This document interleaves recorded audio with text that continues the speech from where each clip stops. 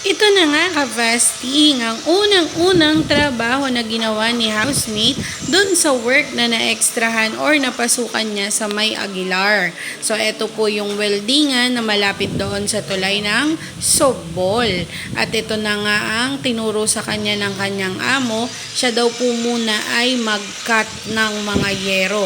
At ito pong pagkakat niya dito na ginawa, dito niya rin po nakuha yung sugat na ini-reels ko rin nung nakaraan. Kasi ilang araw niya rin po yun na ininda at hindi po tumitigil ang pagdurugo lalo na pag kanyang napepwersa. Kasi medyo malalim naman po pala yung nangyari dun sa sugat or hiwa na yon. At ayan na nga, ang ginagawa niya po dyan ay nilalagyan niya ng marka yung yero at unti-unti niya po yung gugupitin sa dalawa.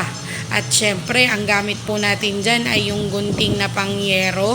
At yan po mga pinuputol niya naman na yan, na mga yero or aluminum, kung ano man po yan.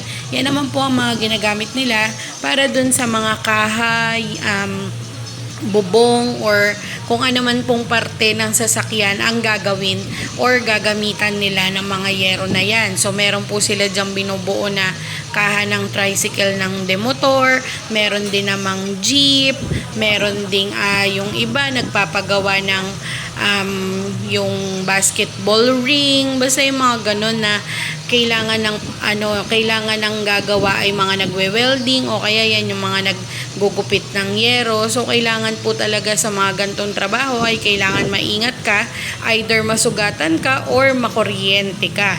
So sabi nga natin, sa lahat ng bagay kailangan meron tayong lubos-lubos na pag-iingat. Ingat-ingat!